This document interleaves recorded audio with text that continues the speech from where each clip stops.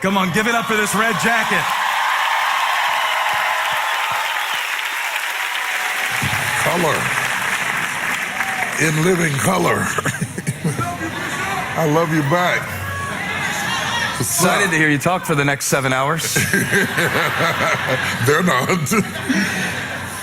It's good to see you. It is good to be seen and not viewed. I get it. How many old preacher jokes do you have like that? Like, give me another one. Oh, God, don't do that. Don't do that. You have to elicit them. They come organically. The first time you hung out with me, you scared me so bad. So, like, he was nice enough to spend a day with me talking about preaching. Mm-hmm. And in the middle of telling me about preaching, he starts preaching about blind Bartimaeus. Mm-hmm. And he starts acting out every character in the story of blind Bartimaeus. And blind Bartimaeus hollers in the story. Mm-hmm. And it's just me and him in the room. And he hollers full throat bishop voice across the desk at me. And I spilled my Diet Coke. But I've told people about that. I've told them you can preach on anything. Well, it's not really that. What we were talking about is spinning the text. Yep. Because on one hand, I'm a preacher, and on the other hand, I'm a film producer. And one of the things you have to decide whenever you do a film, you have a story, somebody brings you a story and you decide to write a script for it. You have to decide which character is going to be the narrative, who's going to be talking. And so if you take that principle and you apply it to the Bible, is it going to be told through the eyes of blind Bartimaeus, or is it going to be told through the eyes of Jesus, or is it going to be told through the eyes of the disciples? Because every POV, point of view, leads you into a different realm of truth. You see, it depends on whose perspective. It's like a husband and a wife live in the same house, have same address, eat the same food, but they're having two different experiences.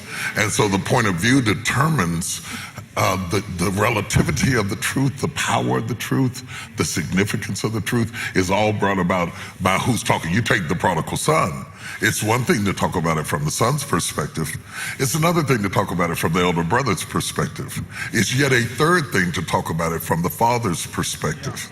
Okay, each perspective opens up a new ventricle of truth and feeling and perspective. And when you look at it in its totality, then you see the substratum of truth itself. All right, we've been going 5 minutes. You've already said ventricle and substratum, so let's slow it down. There's a reason I played My Shot from Hamilton when you came out, and you know why. You tell him. Can I tell him? Yeah.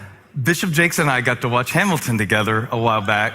Yeah. So what I thought would be fun, just a game, and then we're going to talk about the book. It's going to be very spiritual.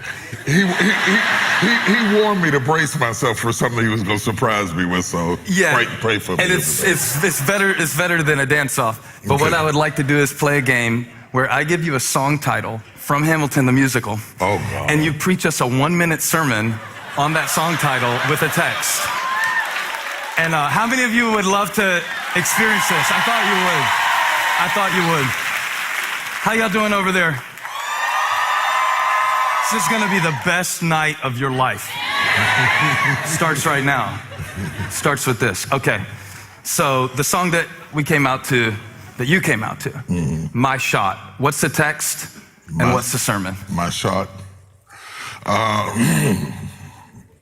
My Shot is the young prophet who Elijah commissions to shoot the arrow. And depending upon how far he shoots it, it determines, well, what he could have had. And said, if you would have struck the ground more times, you could have gone further. The power of the text exists in the reality that God does not make the shot for us, but he gives us all of the ingredients that are necessary to be successful. And so when it's my time to make my shot, you see, I can't wait on God to make the shot, but I have to have the will and the tenacity and the vision and the drive to pull all the way back far enough to take my shot. Touch your neighbor and say, it's my shot. If I shouted for you when you had your shot, shout for me when I had my shot. If I was glad for you when you had your shot.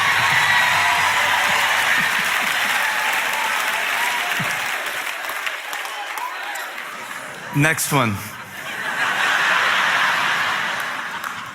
The room where it happens. Oh, gosh. Thomas coming into the upper room after Christ is risen from the dead, and he comes into the room having missed the initial inaugural moment that Christ reappears to his disciples. Now he comes to the room. The power of being in the room will determine the destiny of his ministry and his life. He comes to a room that he enters into the door, but Christ comes through the door. Spirit enough to come through the door and man enough to eat fish inside the door. He boggles the mind of the disciples, but that was not what convinced Thomas to believe. What caused Thomas to believe, because otherwise Thomas would have thought he was a ghost. He says, reach hither your hand and feel the nail prints in my hands and touch my side, and be not faithless, but believe. And all of a sudden, the doubting Thomas is converted only because he is in the room. Now, touch your neighbor, say, I'm in the room. Even if I'm in overflow. In the room. One more. You want to say more about that one? No, I can. Because I was on a basic track. I was thinking like my shot is David and Goliath, but okay, yours is better. What else is new? No, or we could go in the room where they are mourning over the corpse of a 12-year-old dead girl, and all of a sudden Jesus puts them all out of the room until nobody's in the room but her and Jesus, and they're alone. He raises her up from the dead because he has gone into the room with her, you know.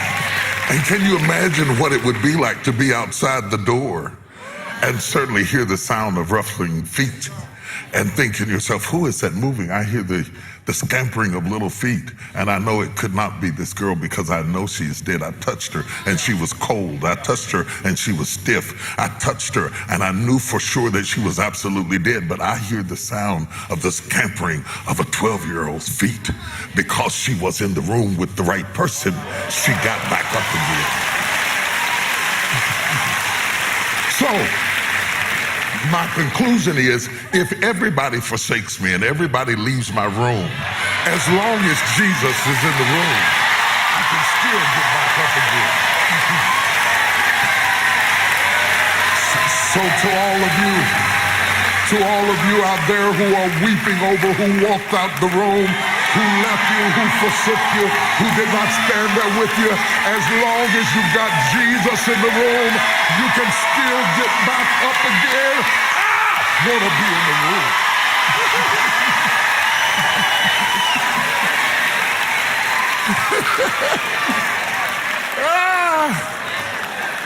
Don't think of nothing else, I'm running out.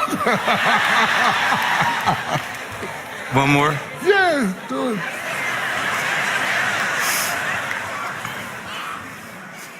Who lives, who dies, who tells your story? Who lives, who dies, who tells your story? Early in the morning, the breaking of day, the women wrap themselves up to go down to the tomb, loyal to a Jesus who has become extremely controversial, has been executed, not crucified, executed on the cross. And yet they are still going down, even though he did not do what they thought he was going to do. These women rise up early and go down to the tomb. Only when they arrived at the tomb with the dew on the ground and the mist in the air and the fragrance of death still lurking in the inner chamber, the stone has been rolled away. And sitting on top of the stone on each side is an angel saying, he is not here. He has risen from the dead.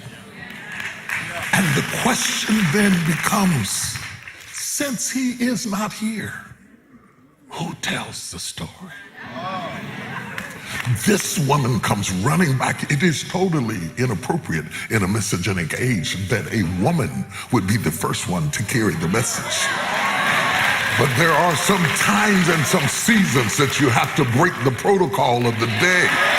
Because Jesus was looking for somebody who was bold enough to walk into a room full of men and tell them, I know for myself, he is risen from the dead, and I am alive to tell his story. Good night, everybody.